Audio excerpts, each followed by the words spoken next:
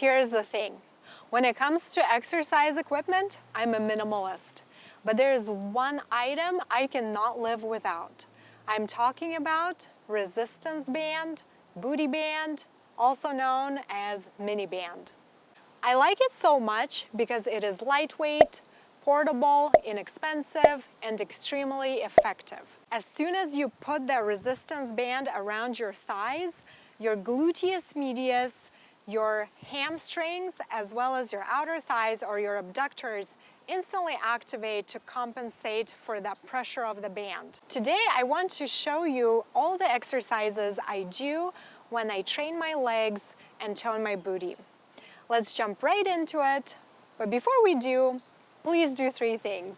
Like, subscribe, and hit that notification bell so you can catch our latest video from this beautiful island of Aruba. I have divided all of these band moves into 3 blocks. Block 1 is warm-up and glute isolation. Block 2, squat variations. And block 3, all the banded exercises on the ground. I begin by warming up my thighs and my glutes with kickbacks and then lateral single leg raises. Then I break up this movement into 2 separate ones, doing kickbacks separately and then pulsing my legs, aiming it to the side for that lateral kick pulse. After block 1, I feel like I'm ready to jump into the most challenging part of the exercise. Block 2, variations of the squat. The hardest one in my opinion is the squat walk. If you have the luxury of the gym or a large room, you can actually walk the perimeter of it. However, a lot of times I'm pressed for space, so I break up this movement into 2. Back to front and front to back squat steps and side to side squat steps. I also like to look down and check, making sure that my knees are in line with my ankle and don't jet forward past my foot. After the last rep of side-to-side squats, I stay low, put all of my weight into one standing, or should I say squatting leg, and start moving my other leg, making in and out steps. I'm ready for regular squats, which feel so nice banded.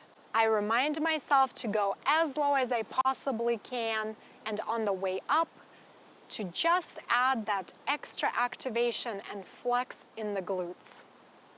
Staying low after my last rep, I start pulsing. If that ultimate burnout wasn't enough, I then do the squat hold. I usually try to stay there for 30 seconds. And then if I'm feeling especially ambitious, I will do pull-aparts. So staying in that low squat, I start pulsing my knees in and out. In this point of the workout, my glutes and my leg muscles are very pleasantly fatigued. So I'm ready to lay down for block number 3.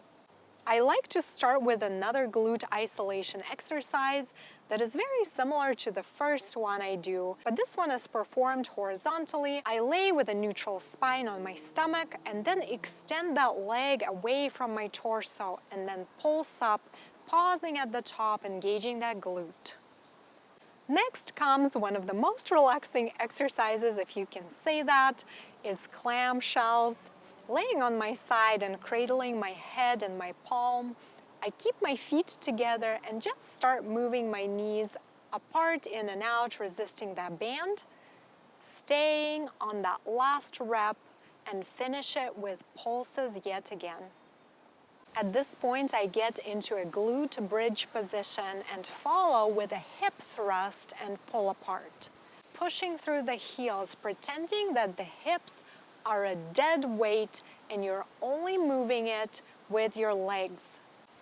Then I finish off by breaking up this move into 2 parts. Hip thrusts, and then last but not least, those pull aparts.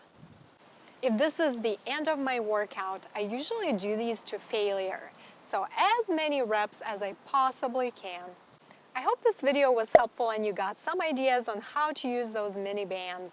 If you already are a proud owner of one, please comment below and let me know what kind and what brand you have, because I'm on the market for a new one. If you're thinking about investing in one, I will link some highly rated bands below. Thank you for watching, and I'll see you next time we train together.